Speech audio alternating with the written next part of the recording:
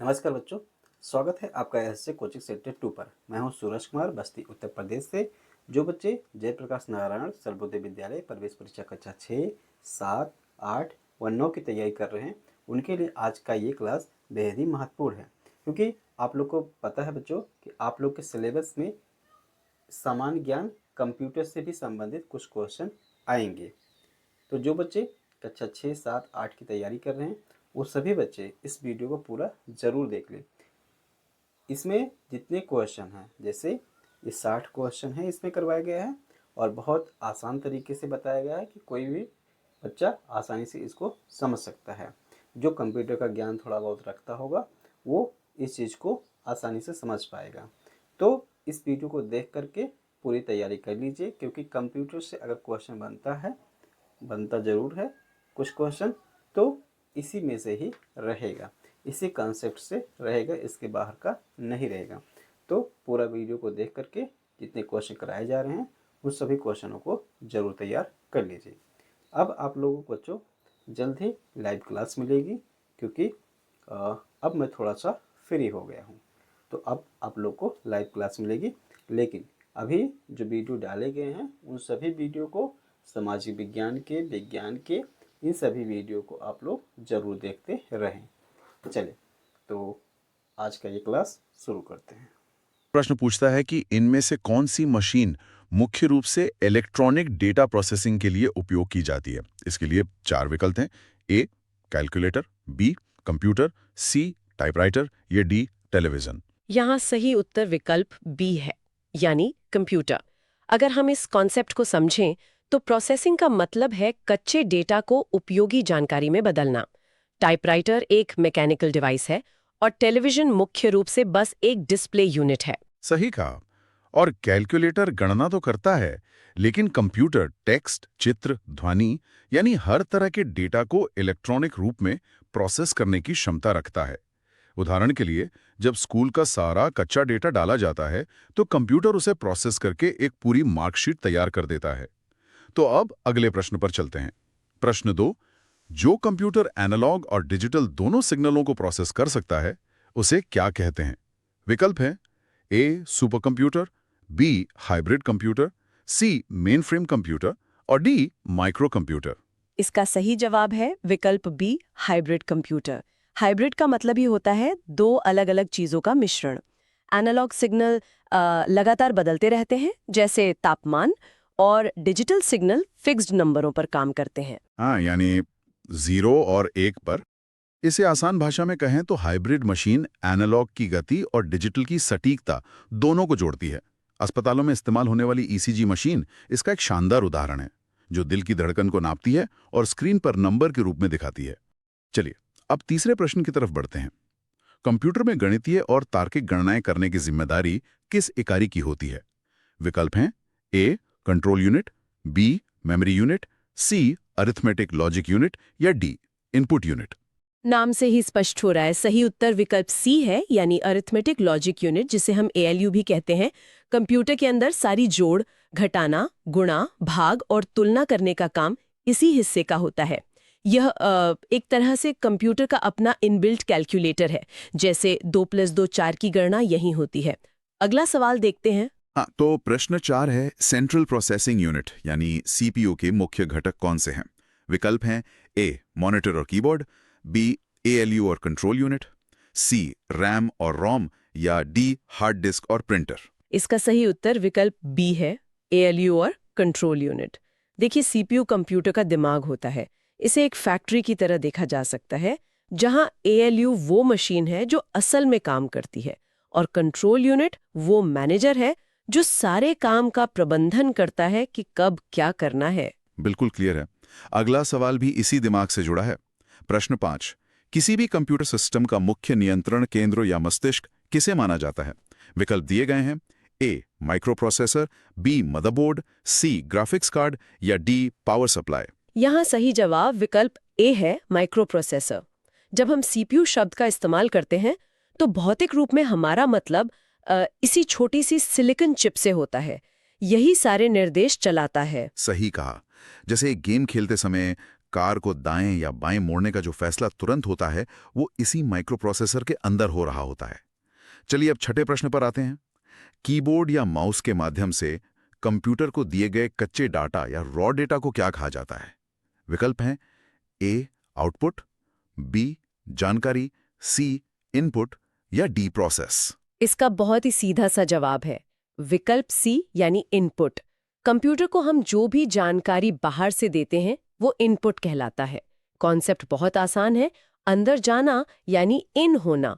जैसे कीबोर्ड पर अपना नाम टाइप करना एक इनपुट है।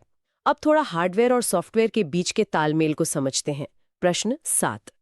प्रश्न 7 पूछता है कि कंप्यूटर के हार्डवेयर और सॉफ्टवेयर के बीच निर्देशों का प्रबंधन और समन्वय कौन करता है?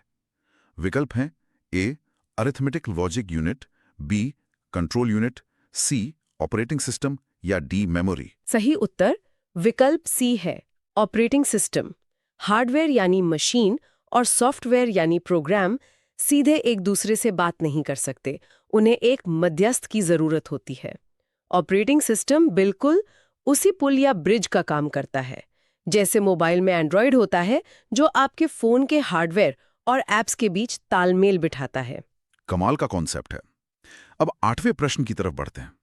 प्रोसेसर का वो भाग जो निर्णय लेने जैसे बड़ा है या छोटा है, इसका कार्य करता है, क्या कहलाता है? विकल्प हैं A arithmetic section, B logic section, C memory section या डी कंट्रोल सेक्शन। यहां सही विकल्प बी है, यानी लॉजिक सेक्शन। देखिए, अरिथमेटिक सेक्शन सिर्फ गणितीय गणना करता है, लेकिन जब हाँ या ना या छोटे बड़े का फैसला करना होता है तो वो लॉजिक यानी तर्क से होता है। उदाहरण के तौर पर जब सिस्टम ये चेक करता है कि पासिंग मार्क्स 35 से ज्यादा हैं या नहीं, तो ये काम लॉजिक सेक्शन ही कर रहा होता है। थोड़ा इतिहास की तरफ चलते हैं।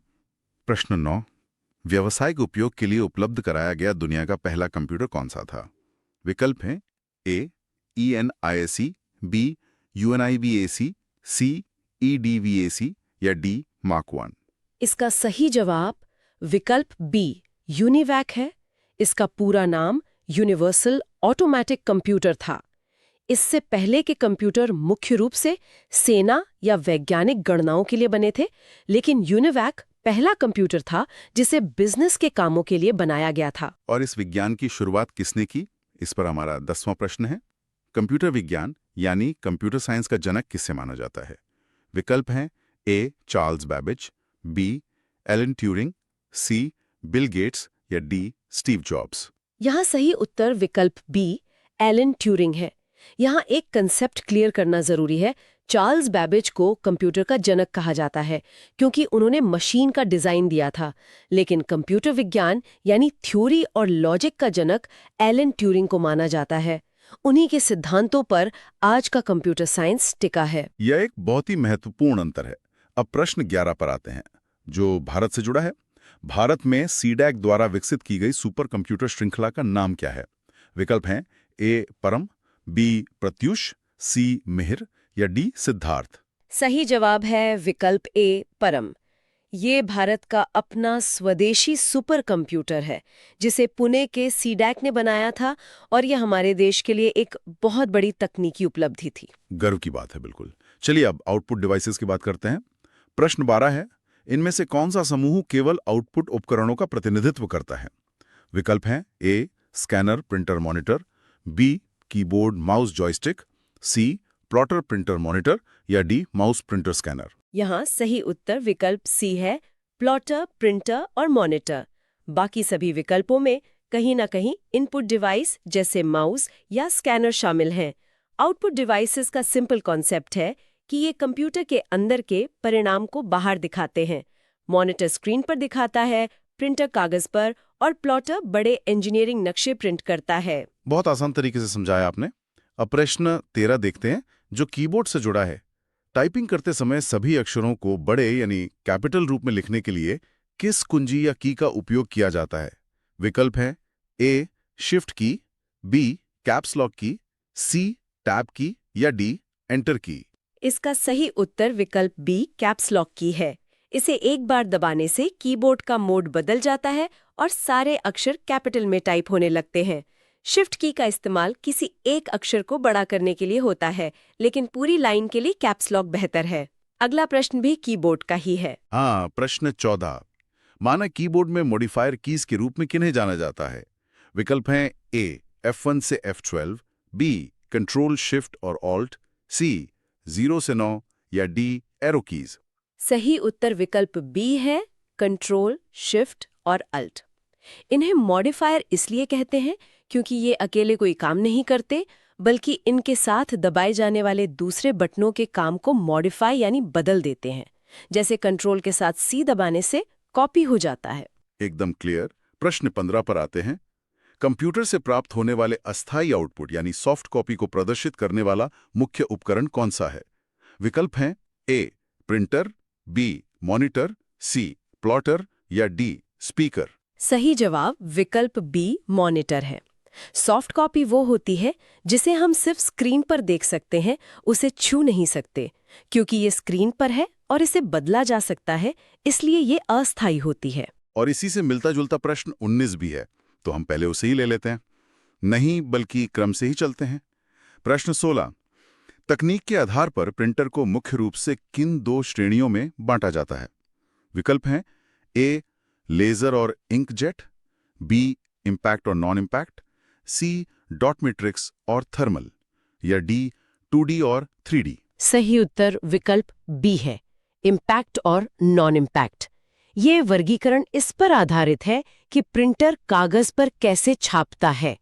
इम्पैक्ट प्रिंटर कागज पर प्रहार करता है, जैसे पुराना टाइपराइटर, जबकि नॉन इम्पैक्ट प्रिंटर बिना किसी प्रहार के, जैसे स्याही छिड़क कर छपाई करता है। प्रश्न 17 स्क्रीन तकनीक पर है। आधुनिक मॉनिटर्स में इस्तेमाल होने वाली LED टेक्निक का पूर्ण रूप क्या है?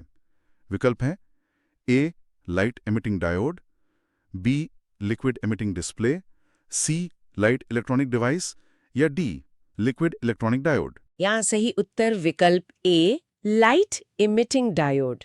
यही वो तकनीक है जो हमारी आज की पतली टीवीज और कंप्यूटर स्क्रीन्स को रोशनी देती है, और इसमें बिजली की खपत भी बहुत कम होती है। चलिए अब सुपरमार्केट चलते हैं। प्रश्न 18। सुपरमार्केट में उत्पादों पर छपी हुई लाइनों को पढ़ने के लिए किस इनपुट डिवाइस का उपयोग किया जाता है? विकल्प हैं ए OMR, बी OCR, सी बारकोड रीडर या डी MICR। इसका सही जवाब विकल्प सी बारकोड रीडर है। सामान के पैकेट पर बनी काली लाइनों को बारकोड कहते हैं। बारकोड रीडर इन्हें स्कैन करके डिजिटल रूप में कंप्यूटर को भेजता है, जिसे तुरंत बिल बन जाता है। और अब वही प्रश्न 19 जिसकी हमने पहले बात की थी। प्रिंटर द्वारा कागज पर छापे हुए आउटपुट को तकनीकी भाषा में क्या कहा जाता है? विकल्प हैं A soft copy, B hard copy, C digital copy या डी वर्चुअल कॉपी। सही उत्तर विकल्प बी हार्ड कॉपी है। मॉनिटर वाली सॉफ्ट कॉपी जब प्रिंट होकर बाहर आती है, जिसे हम अपने हाथों में पकड़ सकते हैं, तो वो हार्ड कॉपी बन जाती है। प्रश्न 20 पर आते हैं। कीबोर्ड पर मौजूद कैप्स लॉक और नम लॉक कुंजियों को किस प्रकार की कुंजियां कहा जाता है? विकल्प हैं A modifier keys, B function keys, C toggle keys या डी नेविगेशन कीज। इसका सही जवाब विकल्प सी है, टॉगल कीज। टॉगल का मतलब होता है दो स्थितियों के बीच स्विच करना। ये आपके कमरे के लाइट स्विच की तरह है। एक बार दबाया तो ऑन, दोबारा दबाया तो ऑफ। बहुत आसान उदाहरण दिया आपने। अब हम मेमोरी के सेक्शन में एंटर कर रहे हैं। प्रश्न 21। कंप्यूटर में वर्तमान में चल रहे प्रोग्राम और डेटा को किस मेमोरी में रखा जाता है? विकल्प हैं A hard disk, B ROM, C RAM या डी मैग्नेटिक टेप। सही उत्तर विकल्प सी है, रैम यानी रैंडम एक्सेस मेमोरी। कॉन्सेप्ट बहुत सिंपल है। ये आपकी स्टडी टेबल की तरह है। जिस डेटा पर आप अभी काम कर रहे हैं, वो हार्ड डिस्क रूपी अलमारी से निकलकर रैम रूपी टेबल पर आ जाता है, ताकि काम तेजी से हो सके। लेकिन CPU इतना तेज है कि उसे और भी तेज मेमोरी चाहिए होती है। यही हमारा प्रश्न 22 है। CPU और मुख्य मेमोरी यानी रैम के बीच डेटा ट्रांसफर को तेज करने के लिए किस मेमोरी का उपयोग होता है? विकल्प हैं A virtual memory, B flash memory, C cache memory या डी सेकेंडरी मेमोरी। यहाँ सही जवाब विकल्प सी कैश मेमोरी है। ये रैम से भी ज्यादा तेज होती है। इसे ऐसे समझिए जैसे अपनी शर्ट की जेब में पेन रखना ताकि जरूरत पड़ने पर तुरंत मिल जाए, अलमारी तक जाना ना पड़े। वाह, क्या बात है। प्रश्न 23 देखते हैं। इनमें से कौन सी मेमोरी नॉन वॉलेटाइल यानी स्थायी प्रकृति की होती है, जिसमें बिजली जाने पर भी डेटा सुरक्षित रहता है? विकल्प हैं ए RAM, be cash, C registers या डी रोम। सही उत्तर विकल्प डी रोम यानी read only memory. Non volatile का मतलब ही है जो उड़े नहीं। रोम में रखा डेटा जैसे कंप्यूटर स्टार्ट करने के निर्देश बिजली जाने पर भी नहीं मिटते। प्रश्न 24 इसकी मापन इकाइयों पर है। कंप्यूटर मेमोरी को मापने की सबसे बड़ी इकाई दिए गए विकल्पों में से कौन सी है? विकल्प हैं A megabyte MB, B gigabyte GB, C terabyte TB या डी किलोबाइट केबी। इसका सही उत्तर विकल्प सी टेराबाइट यानी टीबी है। इसका क्रम याद रखना आसान है। सबसे छोटा केबी, उससे बड़ा एमबी, फिर जीबी और आखिर में टीबी। आजकल हमारे लैपटॉप्स में आमतौर पर 1 या 2 टेराबाइट की हार्ड डिस्क होती है। अब सॉफ्टवेयर की दुनिया की तरफ मुड़ते हैं। प्रश्न 25 एमएस वर्ड और फोटोशॉप किस प्रकार के सॉफ्टवेयर के उदाहरण हैं? विकल्प हैं A system software, B application software, C utility software या D operating system. B application software है। ये ऐसे सॉफ्टवेयर हैं जो किसी खास काम को करने के लिए बनाए गए हैं, जिन्हें हम आम भाषा में ऐप्स कहते हैं। जैसे लिखने के लिए एमएस वर्ड और फोटो एडिट करने के लिए फोटोशॉप। प्रश्न 26 ओएस के बारे में है। कंप्यूटर को शुरू यानी बूट करने और हार्डवेयर को नियंत्रित करने का मुख्य कार्य किसका होता है? विकल्प हैं A application software, B operating system, C compiler या डी एंटीवायरस। सही उत्तर विकल्प बी ऑपरेटिंग सिस्टम है। जैसा हमने पहले समझा था, ये कंप्यूटर का मैनेजर है। विंडोज या मैक ओएस इसके सबसे आम उदाहरण है, जो सिस्टम को चालू करते ही सबसे पहले लोड होते हैं। अब नेटवर्क की बारी। प्रश्न 27 किसी एक छोटी इमारत या कार्यालय के भीतर कंप्यूटरों को जोड़ने वाले नेटवर्क को क्या कहते हैं? विकल्प हैं ए वैन, बी मैन, सी लैन या डी पैन। सही जवाब विकल्प सी है, लैन यानी लोकल एरिया नेटवर्क। जब हम एक छोटे क्षेत्र जैसे स्कूल की कंप्यूटर लैब में सारे कंप्यूटर एक साथ जोड़ते हैं ताकि फाइल शेयर कर सकें, तो उसे लैन कहा जाता है। और नेटवर्क की सुरक्षा भी जरूरी है। प्रश्न 28 कंप्यूटर को दुर्भावनापूर्ण सॉफ्टवेयर और हैकर से बचाने के लिए किसका उपयोग किया जाता है? विकल्प हैं A antivirus, B disk defragmenter, C compiler या डी मीडिया प्लेयर। यहाँ उत्तर विकल्प ए एंटीवायरस है। ये सिस्टम का सिक्योरिटी गार्ड होता है जो बाहर से आने वाले वायरस को ब्लॉक करता है और कंप्यूटर को सुरक्षित रखता है। हम आखिरी 2 प्रश्नों पर आ गए हैं। प्रश्न 29 इंटरनेट पर वेबसाइटों को खोजने और देखने के लिए किस सॉफ्टवेयर का उपयोग किया जाता है? विकल्प हैं A search engine, B web browser, C spreadsheet या डी डेटाबेस। लोग इसमें अक्सर कंफ्यूज होते हैं। हाँ, और इसका सही उत्तर विकल्प बी वेब ब्राउजर है। देखिए, गूगल क्रोम एक वेब ब्राउजर है जिसे हम खोलते हैं और उसके अंदर google.com एक सर्च इंजन है जहां हम टाइप करते हैं। वेबसाइट देखने के लिए पहली जरूरत ब्राउजर की ही होती है। एकदम स्पष्ट हो गया। और अब आखिरी प्रश्न 30 इंटरनेट के माध्यम से डेटा को रिमोट सर्वर पर स्टोर करने की सुविधा को क्या कहा जाता है? विकल्प हैं A local storage, B cloud storage, C flash storage या डी ऑप्टिकल स्टोरेज। इसका सही जवाब विकल्प बी क्लाउड स्टोरेज है। अपना डेटा फोन के बजाय इंटरनेट पर किसी दूर सर्वर पर रखना ही क्लाउड स्टोरेज है, जैसे गूगल ड्राइव।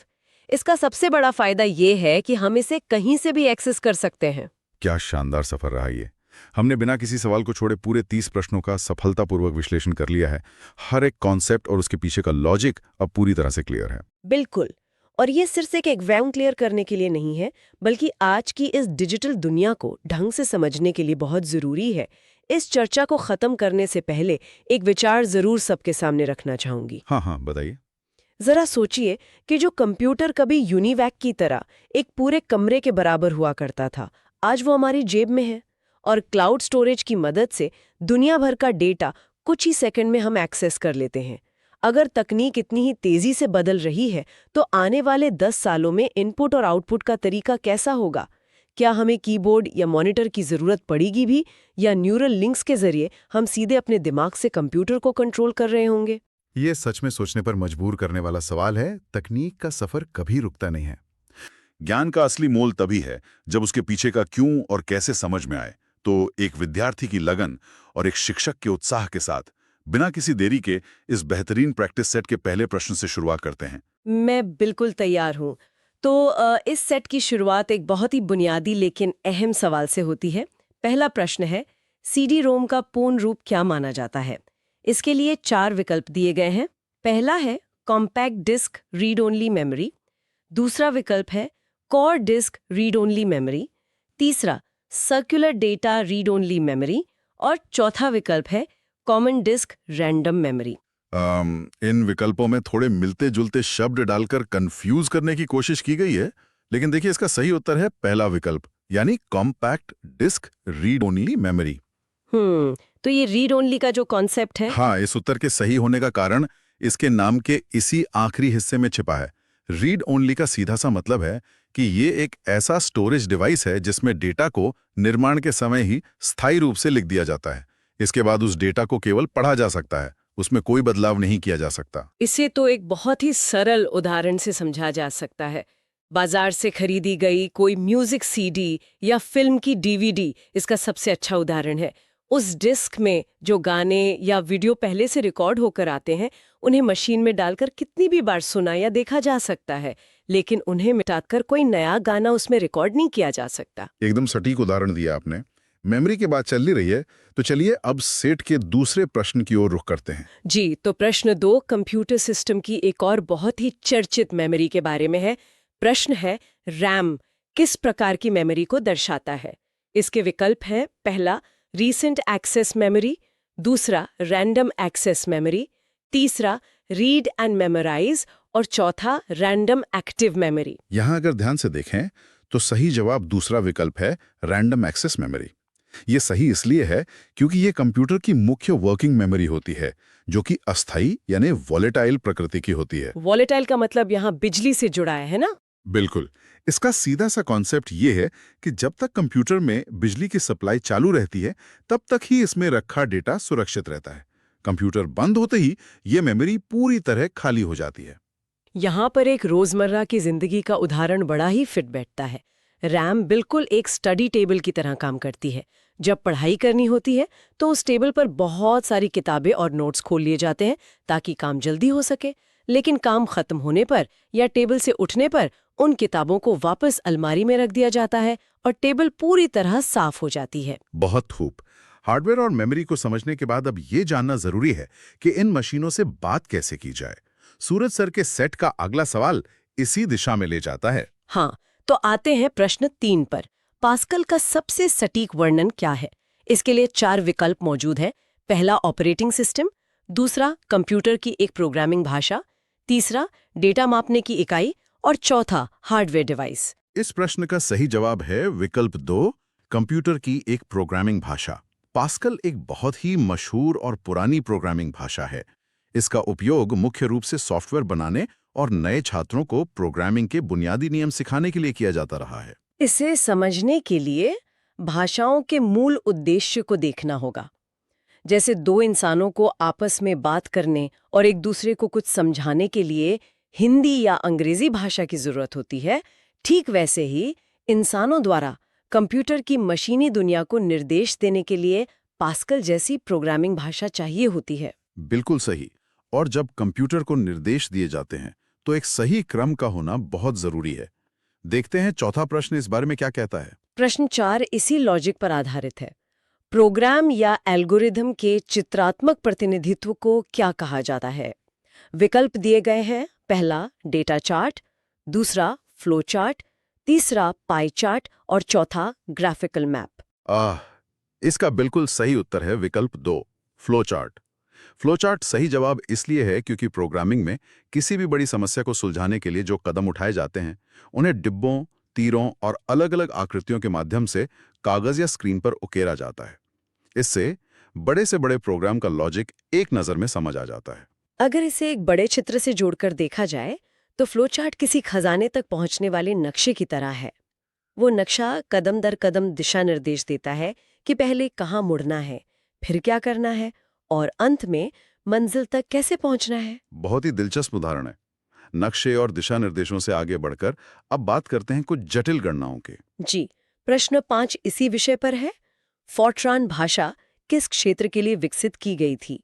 विकल्प है पहला वाणिज्य और व्यापार, दूसरा वैज्ञानिक गणना, तीसरा वेब डिजाइनिंग और चौथा डेटाबेस प्रबंधन। यहाँ सही उत्तर है विकल्प 2, वैज्ञानिक गणना। इसका कारण इसके नाम में ही मौजूद है। फोर्ट्रान का पूरा नाम फॉर्मूला ट्रांसलेशन है। इसे विशेष रूप से जटिल गणितीय सूत्रों और वैज्ञानिक समस्याओं को कंप्यूटर के जरिए तेजी से हल करने के लिए बनाया गया था। इसका एक बहुत ही रोमांचक उदाहरण ये है कि जब अंतरिक्ष विज्ञान में रॉकेट की लॉन्चिंग या मौसम विभाग द्वारा तूफानों की भविष्यवाणी के लिए बहुत ही जटिल गणितीय गणनाएं करनी होती हैं, तो वहाँ फोर्ट्रान जैसी मजबूत भाषा का इस्तेमाल किया जाता है। वैज्ञानिक गणनाओं से निकलकर अब थोड़ा इंटरनेट की दुनिया की तरफ कदम बढ़ाते हैं। अगला सवाल वेब से जुड़ा है। प्रश्न 6 कहता है, वेब एप्लेट्स बनाने के लिए कौन सी भाषा सबसे अधिक उपयोगी मानी जाती है? इसके विकल्प हैं पहला कोबोल, दूसरा बेसिक, तीसरा जावा और चौथा पास्कल। इसका सही उत्तर विकल्प 3 है, यानी जावा। जावा का चुनाव इसलिए सही है क्योंकि ये एक बहुत ही सुरक्षित और प्लेटफॉर्म स्वतंत्र भाषा है। ये इंटरनेट पर इंटरैक्टिव चीजें बनाने के लिए सबसे बेहतरीन मानी जाती है। ग्राफिक्स होते हैं, वेबसाइट के अंदर चलने वाले ये छोटे प्रोग्राम्स जिन्हें एप्लेट्स कहते हैं, मुख्य रूप से जावा की मदद से ही बनाए जाते हैं। अब जब इंटरनेट पर इतना कुछ मौजूद है तो जाहिर सी बात है कि उस डेटा को स्टोर करने के लिए बड़ी जगह भी चाहिए होगी। अगले प्रश्न में डेटा साइज की ही बात की गई है। चलिए देखते हैं प्रश्न 7, अधिकतम डेटा संग्रहण क्षमता कौन दर्शाता है? विकल्प हैं पहला गीगाबाइट, दूसरा टेराबाइट, तीसरा किलोबाइट और चौथा मेगाबाइट। इसका सही उत्तर है विकल्प 2, टेराबाइट। ये उत्तर इसलिए सही है क्योंकि अगर डेटा साइज का क्रम देखें तो शुरुआत किलोबाइट से होती है, फिर मेगाबाइट, उसके बाद गीगाबाइट और इन दिए गए विकल्पों में सबसे ऊपर आता है टेराबाइट यानी टीबी। इस विशाल क्षमता को ऐसे समझा जा सकता है कि एक टीबी में लगभग 1000 जीबी होते हैं। इतनी बड़ी जगह में तो सैकड़ों हाई डेफिनेशन फिल्में बहुत ही आसानी से रखी जा सकती हैं। और इतनी सारे डेटा को प्रोसेस करना ही तो कंप्यूटर का मुख्य काम है। इसी से जुड़ा है हमारा अगला सवाल। प्रश्न 8 है, कंप्यूटर सॉफ्टवेयर कच्ची डेटा को किस में बदलता है? विकल्प दिए गए हैं पहला ऑब्जेक्ट्स, दूसरा सूचना, तीसरा वेबसाइट और चौथा प्रोग्राम। सही जवाब है विकल्प 2, सूचना। इस कॉन्सेप्ट को समझना बहुत जरूरी है। कंप्यूटर का मूल काम ही यही है कि वो अर्थहीन, बिखरे हुए या अव्यवस्थित कच्चे डेटा को प्रोसेस करे और उसे किसी ऐसी उपयोगी जानकारी में बदल दे जिसे इंसान समझ सके। इसका सबसे बेहतरीन उदाहरण किसी परीक्षा से लिया जा सकता है। अलग-अलग विषयों में आए अंक सिर्फ बिखरा हुआ कच्चा डेटा है, लेकिन जब कंप्यूटर उन्हें प्रोसेस करके एक साफ सुथरी मार्कशीट तैयार करता है जिससे पता चलता है कि विद्यार्थी पास है या फेल, तो वो कच्चा डेटा सूचना बन जाता है। बिल्कुल। और सूचना को प्रोसेस करने के बाद उसे एक जगह से दूसरी जगह भेजना भी तो होता है। नेटवर्किंग के बिना ये संभव नहीं है। एकदम सही। नेटवर्किंग पर आधारित है प्रश्न 9। विभिन्न शहरों में फैले लैन को जोड़ने पर कौन सा नेटवर्क बनता है? विकल्प है पहला कैन, दूसरा वैन, तीसरा डैन और चौथा पैन। यहाँ सही उत्तर है विकल्प 2, वैन यानी वाइड एरिया नेटवर्क। यह जवाब इसलिए सही है क्योंकि लोकल एरिया नेटवर्क यानी लैन का दायरा एक बिल्डिंग तक सीमित होता है, लेकिन जब अलग अलग शहरों या राज्यों को जोड़ना हो तो एक बड़े भौगोलिक क्षेत्र को कवर करने वाले नेटवर्क यानी वैन की जरूरत होती है। देखा जाए तो इंटरनेट खुद दुनिया का सबसे बड़ा वैन है। इसके अलावा एक बहुत ही आम उदाहरण किसी बैंक का लिया जा सकता है, जिसकी शाखाएं पूरे देश भर में फैली होती हैं और आपस में जुड़ी रहती हैं। इस विशाल नेटवर्क में नेविगेट करना भी एक कला है। चलिए 10वें प्रश्न की ओर चलते हैं जो इसी नेविगेशन के बारे में है। प्रश्न 10 है, वेब पेज पर उस टेक्स्ट या छवि को क्या कहते हैं जिस पर क्लिक करने से दूसरा दस्तावेज खुलता है? विकल्प है पहला URL, दूसरा रेफरेंस, तीसरा हाइपरलिंक और चौथा एंकर। इसका सही उत्तर है विकल्प 3, हाइपरलिंक। इंटरनेट की पूरी बुनियाद ही पेजों को एक दूसरे से जोड़ने पर टिकी है। हाइपरलिंक वो डिजिटल धागा है जो इंटरनेट पर नेविगेट करने का सबसे प्रमुख साधन है। इसे रोजमर्रा के अनुभव से जोड़ते हैं। विकिपीडिया पर पढ़ते समय बीच-बीच में कुछ नीले रंग के शब्द दिखाई देते हैं।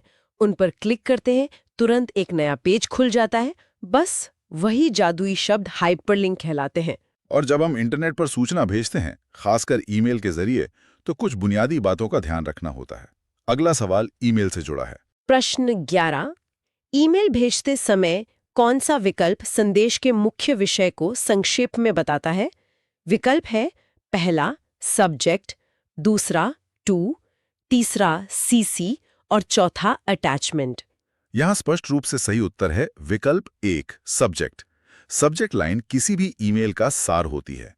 यह ईमेल खोलने से पहले ही उसकी जानकारी दे देती है। यह बिल्कुल किसी किताब के कवर पे लिखे उसके नाम जैसा है। किताब खोले बिना ही सिर्फ उसका नाम पढ़कर पता चल जाता है कि अंदर क्या है।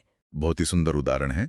चलिए अब ये भी समझ लेते हैं कि इंटरनेट पर जो वेब पेज हम देखते हैं वे बनते कैसे हैं। प्रश्न 12 इसी बुनियादी तकनीक पर है। HTML का सही विस्तार क्या है? विकल्प है पहला हाइपर ट्रांसफर मेल लैंग्वेज, दूसरा हाइपरटेक्स्ट मार्कअप लैंग्वेज, तीसरा हाईटेक मेक लैंग्वेज और चौथा हाइपरटेक्स्ट मशीन लैंग्वेज। सही उत्तर है विकल्प 2, हाइपरटेक्स्ट मार्कअप लैंग्वेज। ये इंटरनेट पर वेब पेज बनाने की सबसे बुनियादी भाषा है, जहां टेक्स्ट और तस्वीरों को व्यवस्थित किया जाता है। इसे एक इमारत के निर्माण से आसानी से समझा जा सकता है। जैसे घर बनाने के लिए सबसे पहले ईंट और सीमेंट का एक ढांचा तैयार किया जाता है, ठीक वैसे ही किसी भी वेबसाइट की बनावट के लिए HTML का ढांचा होता है। ढांचा तो बन गया, लेकिन उसे दुनिया भर में पहुंचाने के लिए कुछ नियमों की जरूरत होती है। उसी पर है प्रश्न 13। वर्ल्ड वाइड वेब पेजों को प्रसारित करने के लिए किस प्रोटोकॉल का उपयोग करता है? विकल्प हैं पहला FTP, दूसरा HTTP, तीसरा TCP और चौथा MTP। इसका सही जवाब है विकल्प 2, HTTP यानी हाइपरटेक्स्ट ट्रांसफर प्रोटोकॉल। ये डेटा ट्रांसफर के नियम तय करता है ताकि डेटा सुरक्षित रूप से कंप्यूटर तक पहुंचे। इसे सड़क के ट्रैफिक नियमों की तरह मान सकते हैं। जैसे ट्रैफिक नियम सुनिश्चित करते हैं कि गाड़ियां बिना टकराए मंजिल तक पहुंचें, वैसे ही HTTP सुनिश्चित करता है कि डेटा सही तरीके से ब्राउज़र तक पहुंचे। और जब वो डेटा ब्राउज़र तक पहुंचता है, तो सबसे पहले एक खास पेज खुलता है। उसी खास पेज से जुड़ा है प्रश्न 14। किसी वेबसाइट को खोलने पर सबसे पहला पेज क्या कहलाता है? विकल्प हैं पहला मास्टर पेज, दूसरा बैनर पेज, तीसरा होम पेज और चौथा इंडेक्स पेज। सही उत्तर है विकल्प 3, होम पेज। ये किसी भी वेबसाइट का प्रवेश द्वार होता है। यहीं से वेबसाइट के बाकी हिस्सों का रास्ता तय होता है। ये बिल्कुल किसी स्कूल या ऑफिस के रिसेप्शन एरिया की तरह होता है। कोई भी व्यक्ति सबसे पहले वहीं पहुंचता है। चलिए अब इंटरनेट के तकनीकी पहलुओं से थोड़ा बाहर निकलकर भारत के संदर्भ में एक ऐतिहासिक प्रश्न देखते हैं। जी, प्रश्न 15 है। 90 के दशक में भारत में सार्वजनिक इंटरनेट सेवाएं किस कंपनी ने शुरू की थीं? विकल्प है पहला रिलायंस जियो, दूसरा VSNL, तीसरा BSNL और चौथा एयरटेल। इसका सही उत्तर है विकल्प 2, VSNL यानी विदेश संचार निगम लिमिटेड।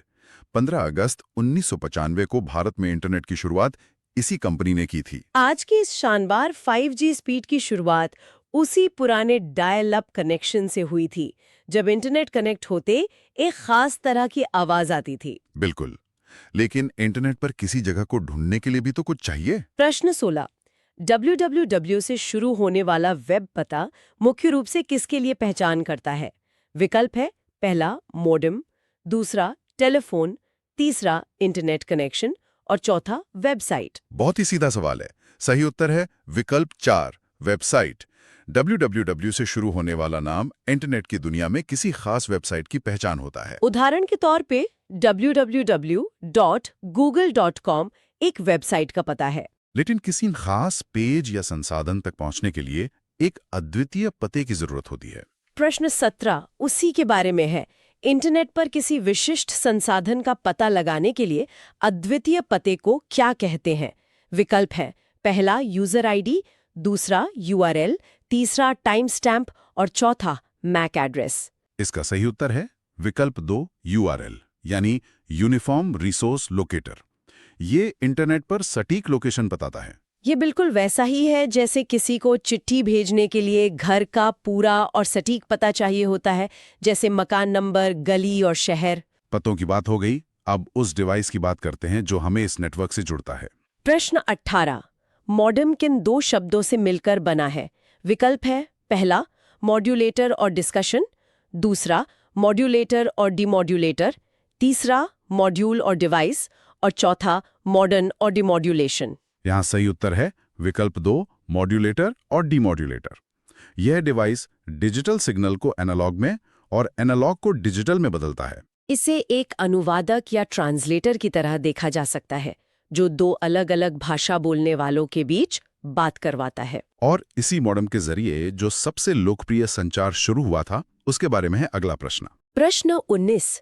ईमेल में ई अक्षर का सटीक अर्थ क्या है? विकल्प है पहला इलेक्ट्रिक, दूसरा इलेक्ट्रॉनिक, तीसरा एसेंशियल और चौथा इंग्लिश। सही जवाब है विकल्प 2 इलेक्ट्रॉनिक।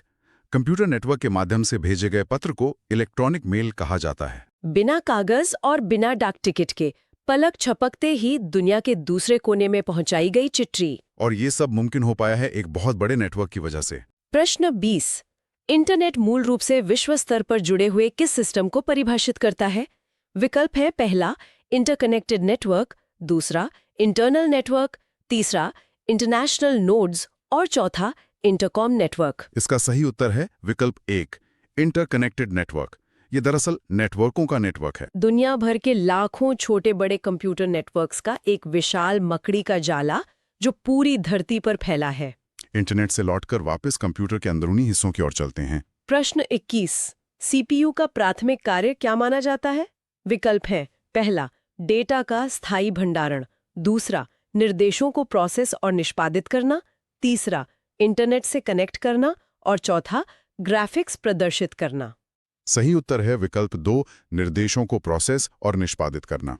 सीपीयू हर कमांड पर गणना करता है और परिणाम देता है। एक रेस्तुरां के मुख्य शेफ की तरह जो वेटर से ऑर्डर यानी निर्देश लेता है और खाना यानी परिणाम तैयार करता है।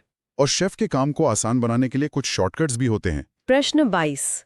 क्लिपबोर्ड से कॉपी किए गए टेक्स्ट को पेस्ट करने का कीबोर्ड शॉर्टकट क्या है? विकल्प है पहला Ctrl+P, दूसरा Ctrl+C, तीसरा Ctrl+V और चौथा Ctrl+X। इसका सही उत्तर है विकल्प 3 Ctrl+V। डेटा को एक जगह से दूसरी जगह चिपकाने के लिए इसका इस्तेमाल होता है। इसे ऐसे याद रखें, V का आकार एक तीर जैसा है जो नीचे की ओर इशारा करता है, यानी यहाँ पेस्ट करो। शॉर्टकट्स के पीछे जो भाषा काम कर रही है वो बहुत बुनियादी है। अगला सवाल उसी पर है। प्रश्न 23। बाइनरी संख्या प्रणाली किन अंकों पर आधारित है? विकल्प है पहला 1 और 2, दूसरा 0 और 9, तीसरा 0 और 1 और चौथा 1 और 10। सही उत्तर है विकल्प 3 0 और 1। कंप्यूटर केवल इन्हीं 2 अंकों की भाषा समझता है। बिजली के स्विच की तरह, जहां 0 का मतलब ऑफ है और 1 का मतलब ऑन। और उन निर्देशों को कंप्यूटर तक पहुंचाने के लिए उपकरणों की जरूरत होती है। प्रश्न 24। निम्नलिखित में से किसे इनपुट डिवाइस माना जाता है? विकल्प है पहला प्रिंटर, दूसरा मॉनिटर, तीसरा स्पीकर और चौथा कीबोर्ड। यहाँ सही जवाब है विकल्प 4 कीबोर्ड।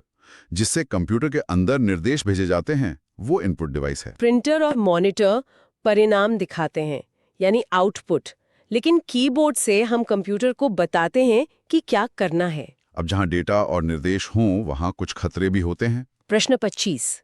कंप्यूटर विज्ञान में कंप्यूटर वायरस वास्तव में क्या होता है? विकल्प है पहला हार्डवेयर, दूसरा एक हानिकारक सॉफ्टवेयर प्रोग्राम, तीसरा नेटवर्क प्रोटोकॉल और चौथा एंटीवायरस टूल। सही उत्तर है विकल्प 2 एक हानिकारक सॉफ्टवेयर प्रोग्राम। या जानबूझकर कंप्यूटर को नुकसान पहुंचाने के लिए लिखा गया कोड है। जैसे जैविक वायरस इंसान को बीमार करता है, वैसे ही ये सॉफ्टवेयर कंप्यूटर को बीमार कर देता है, जिससे उसका डेटा डिलीट हो सकता है। वायरस से बचने के साथ साथ कुछ ऐसी मेमोरी भी होती हैं जो हमेशा सुरक्षित रहती हैं। प्रश्न 26। इनमें से कौन सी कंप्यूटर मेमोरी नॉन वॉलेटाइल प्रकृति की होती है? विकल्प है पहला रैम, दूसरा कैश मेमोरी, तीसरा रोम और चौथा वर्चुअल मेमोरी। इसका सही जवाब है विकल्प 3, रोम, यानी रीड ओनली मेमोरी। बिजली जाने पर भी इसका डेटा सुरक्षित रहता है और कंप्यूटर शुरू होने के नियम इसी में होते हैं। पत्थर पर उकेरे गए अक्षरों की तरह, जिन्हें आसानी से मिटाया नहीं जा सकता। मेमोरी से वापस चलते हैं सिस्टम के नियंत्रण कक्ष की ओर। प्रश्न 27।